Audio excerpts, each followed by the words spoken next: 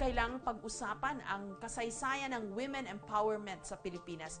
Hindi natin pwedeng hindi banggitin ang mga kababaihan ng Malolos, hindi ba? Tama, ma'am. At ang isa sa mga malaking ambag ng mga kababaihan ng Malolos is yung pag-akyat, pagsugod, no? Kung matatawag natin kay Governor General Valeriano Weyler para mag-abot ng sulat na sinasabi na baka pwede silang mag-aral ng wikang Kastila dahil naniniwala sila na dapat ang edukasyon dapat para sa lahat. At kailangan banggitin din natin na even after that period, ang mga kababaihan ng Malolos, malaki rin ang papel na ginampanan para ang mga kababaihan sa Pilipinas, sa mga Pilipina ay nakakaboto, di ba? Noong panahon ng himagsikan, they were part of the support group para dun sa mga Katipunero.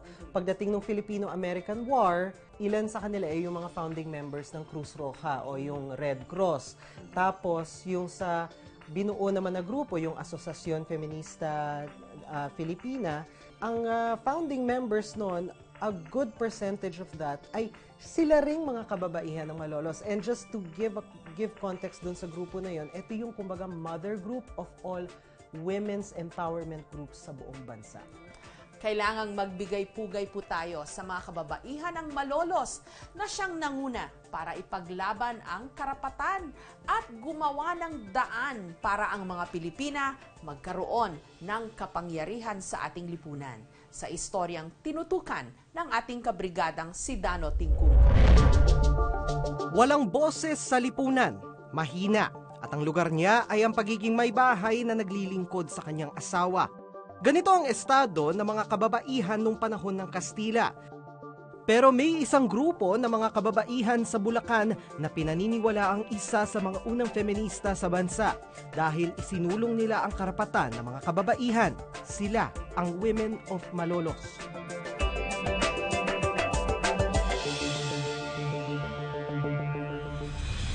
Sa ilalim ng mga Kastila, ang edukasyon ay isang pribilehyo at para sa mga may kaya lamang. At tanging mga kababaihan na galing sa mayamang angkan ang tinuruan na magbasa at magsulat. Pero ang mga lalaki lang ang pinapayagang makatuntong sa kolehiyo. Kung kaya naisip ng ilang kababaihan sa Malolos na humiling na payagan silang mag-aral ng Espanyol.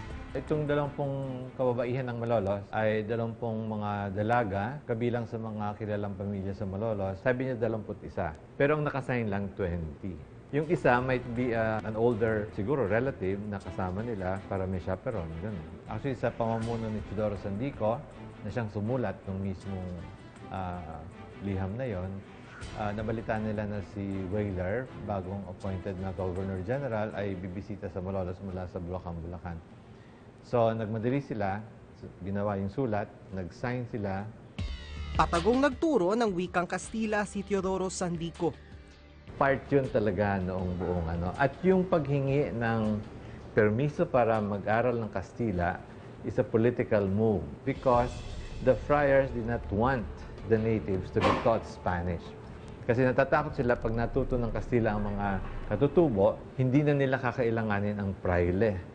Si Professor Nicanor Tuyongson, apo ng isa sa mga kababaihan ng Malolos.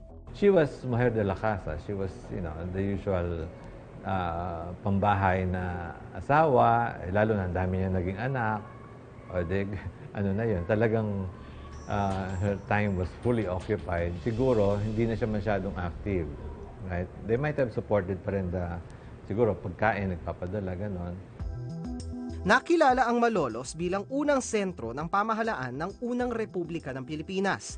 Noong pagbigyan ni Gobernador General Valeriano Weyler ang kahilingan ng mga kababaihan ng Malolos na makapag-aral, ang bahay na ito, dito sa bahaging ito ng Malolos, ay ginawang paaralan. Pero hindi katulad ng ibang mga tradisyonal na eskwela, imbis na sa umaga, sa gabi daw ginagawa ng mga kababaihan ng pag-aaral. Ngayon may dalawang teorya daw kung bakit ganon. Una, posible daw na isinasabay ng mga kababaihan ng pag-aaral doon sa pagpupulong ng mga reformista. Pangalawang teorya, posible rin daw na hindi porket pinayagan na silang mag-aral ay pwede na nilang iwanan ang kanilang mga gawain at responsibilidad sa bahay o tahanan. So, sa ngayon, no, ang natitira na lang dito sa bahay na sa bahay na ito na ginawang paaralan ay ang pader na ito. Ito na lang, na ang diretsyo niyan ay hanggang doon sa kabilang dulo, pero hanggang dito lang tayo dahil isang pribadong bahay na yung may sakop nito. Pero para hindi makalimutan ng publiko ang naging papel nito sa kasaysayan, ay merong marker dito na nagkukwento ng kanyang kasaysayan.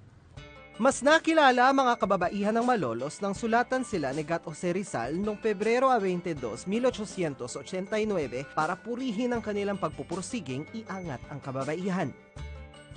Hiniling ni Marcelo H. Del Pilar na nooy nasa Malolos na kilalanin ni Rizal ang mga kababaihang ito dahil sa kanilang adhikain. Ang sulat na ito ang tanging akda ni Rizal na nasa wikang Filipino. Actually, it's that letter that defines his ideal woman. It's not Maria Clara at all. And ang idea actually is, may ano pa rin siya, may bahid pa rin ng patriarchy, pero makikita mo na ang concept niya ng ideal woman ay hindi lamang maganda, kundi maganda ugali, kundi may paninindigan. Mulat na babae na may paninindigan. Makikita pa rin dito sa Pariansillo ang mga bahay ng ilan sa mga kababaihan. Nakilala namin si Gloria Reyes, apo ni Vicenta, na pinaniniwala ang ika-21 sa mga kababaihan ng Malolos. Si Vicenta, kasi kapatid, nakikihala-hala lang siya. Nakikisama-sama lang. Active si Vicenta nung tinayo yung Red Cross. Kapatid ni Vicenta ang dalawa sa mga babae sa samahan, sina Teresa at Maria Tantoco, na naging aktibo sa pagtulong sa mga katipunero. Si Vicenta ay tapos ng pharmaceutica siya. So may yung sa ancestral home namin, doon sa ibaba, meron siyang butika na pangasawa niya, doktor, which is yung lolo ko. So sila nag-team. Ang kapatid niya ay si Teresa, si Maria at si Chidora. Si Teresa kasi siya yung matandang dalaga na every time na mayroong mag-aasawa, may mag-aanak, mayroong mag-give birth, siya yung tinatawag na mag-aalaga. Ang bansag sa kanya, aka, is mapagbigay. Ito original na to. Ito kasama ng bahay. Ito original yan. Pintana, pinto. Ito yung po ni Teresa na ako na ngayon nag-aalaga. Anong taon pa po? 1893 pa siya. So 120 plus. Okay, so ma'am, tayo ay pupunta sa Bahay ni Vicenta. Ito sa lola ninyo. si Lola na. Itong structure na to, mga araw pa to, ano?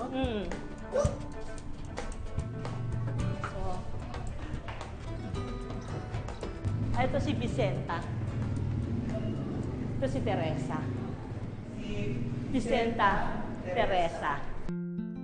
Bukod sa mga pamanang bahay at kagamitan, naging malaking impluensya raw kay Gloria ang mga kababaihan ng Malolos, lalo na sa kanyang pagluluto. Ang mga kababaihan kasi ang naghahanda noon ng mga pagkain para sa mga katipunero at iba pang nangangailangan noon sa Malolos. Si Gloria, isa ngayon sa mga kilalang food expert sa lalawigan ng Bulacan. Dahil sa Women of Malolos, natuto rin ako magluto. Yung mga traditional foods nila, yung suspiros, yung lengua, yung paano sila magluto, doon ko nakuha yun. Ito naman ang tahanan ni Alberta Huitangcoy, isa sa mga itinuturing na elder o pinuno ng grupo. Tinayo itong bahay 1914. Ngayon, yung mga anak ni Alberta Huitangcoy, some of them were doctors. So meron silang consultation room. Yung ibang anak ni Alberta Huitangcoy ay pharmacist. So dito yung butika. Ito yun. Yun, ito yung Farmacia Santos. Remember, during that time, hindi naman capsules yung mga yung mga gamot eh. Yung mini-mix. Ito yung pinakasala nila eh. Ito si Alberta Huitangcoy. Siya si Iding. Si Iding. Ito ngayon, ni-restore ng Women of Malolos Foundation. Kasi ang kesame niyan ay bakal. Ito, something interesting for you. Ito ang pastillas wrappers. Very intricate, very fine. This is one of the original. Ang gumagawa nito, yung kapatid ni Alberta Huitangcoy, di ba? Yung Trinidad. So meron siyang collection ng scapulars. Scapulars and then religious. Ito siya nung matanda na siya. Tumanda na si Alberta Huitangcoy. Ganda pa rin niya, no? Nakilala ko rin ang mga antigong sandok na ito. Ayon kay Bong, mahilig magluto si Alberta. Siya nga raw ang isa sa mga nagluluto noon para sa mga sugatan sa gyera. Yan ang nakita namin dito eh. So, most probably ito ginamit nila eh. Anong ginagawa nyo rito? Hindi kayo maaaring pumanik. May bisita ang kura.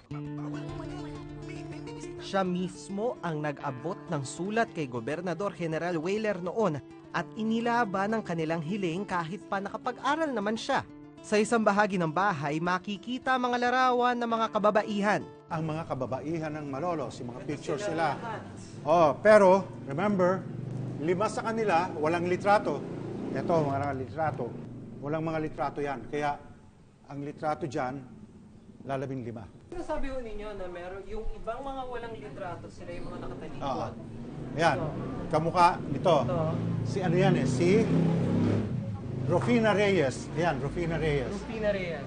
Nakilala namin ang mga apo ni Alberta na sina Baby at Pina. Kahit pa nasa 5 at 9 na taong gulang pa lamang sila noon, hindi raw nila maaaring malimutan ang kanilang impo Alberta. Ngayon, mahigit 80 anyos na mga ito. Kita ko sa kanya na yun siya yung very calm, pero pag nagsalita siya, talagang forceful at saka talagang gusto niya kung ano yung sinabi niya, yun ang gagawin mo. Pag nakipag-usap ka kahit na kaninong tao, titingnan mo sa mata. Na po, she is a tall lady, Napakaputi. na puting-puti siya, na with the long hair, na palagi nakatintes yan. So respectful. Ngunit hindi raw kailanman na ikwento sa kanila na si Impo Alberta minsang naging mahalagang bahagi pala ng kasaysayan. She never said anything. Hindi siya nagbanggit maski ano tungkol diyan. I was amazed. At saka sabi ko, wow, ang dami ko pala. I missed so much. I could have done something when I was younger. Samantala, ang paaralang itinayo para sa mga kababaihan ay tumagal lamang ng 3 buwan. Nung panahon na yon, marami sa mga political meetings ng reformista sa Malolos sa gabi. And the friar knew this, kaya sinupress niya talaga. At nung matanggal na yung fraile na yon, yung sumunod sa kanya, talagang gumawa ng paraan para masara. At nasara yon dahil si Teodoro Sandico na siyang parang yun ang kanilang leader at inspirasyon, ipakukulong na, pinahuhuli na on trumped-up charges. Ang charge sa kanya kasi kumain daw ng karne nung Holy Thursday, yung mga gano'n. No? So, obviously, talagang harassment. Pero hindi dito natapos ang misyon ng mga kababaihan. Sa pagsiklab ng himagsikan mula sa pagsulong na edukasyon, nagbago ang ginampan ng papel ng mga kababaihan ng Malolos. Ang naging next na activity nila was during the revolution. Tumulong sila sa mga katipunero, yung pag-gather ng funds, pag-prepare ng pagkain, ng damit, mga mats and blankets na pinapadala sa mga katipunero. They also delivered messages for the movement. Sa buong paglalakbay ng mga kababaihan ng Malolos, malinaw ang kanilang naging pamana. Hindi lang ang pagbukas ng pintuan para sa edukasyon ng mga kapwa kababaihan. Dahil mula sa mga kababaihang ito, nakilala ang lakas ng mga babae sa ating lipunan. Sinasabi kasing ang Women of Malolos ang nagsimula ng feministang pananaw sa ating bansa. Definitely, isa sila sa grupo. Kasi may conscious grouping na eh. Kasi palagay ko, nung panahon ng revolusyon, marami ng mga grupong ganyan ng kababaihan sa iba-ibang lugar na talagang feminist ang outlook. Mula kasi sa Women of Malolos na itayo noong 1905 ang Asociación Feminista Filipina, ang simula ng feminist movement sa bansa. Sila yung grupo that proves that there is a direct connection between the women of the Reform and Revolutionary movement to the first women's organization. Mula dito, naging membro din sila noon. Ang kasaysayan madalas naturingang tulay ng hinaharap. Sa dinami-raming tagpo sa ating nakaraan, nabubuo ang isang muka ng Pilipino na di mabubura nino man. Matapang, may dangal, handang ipaglaban ang sino mang pinagkaita ng katarungan. Kung kinaya ng ating mga ninuno na ipaglaban ang kanilang mga karapatan, tulad ng naging laban ng mga kababaihan ng Malolos, marahil kulang pang sukling pasasalamat ang buhayin ng kanilang alaala. Alaalang siyang bumuhay sa ating mga kalayaang marahil ang ilan sa atin, siya ring isinasawalang bahala. Patuloy na magbabantay sa mga isyu ng bayan. Ako si Dano Tingkungko kasama sa isang brigada.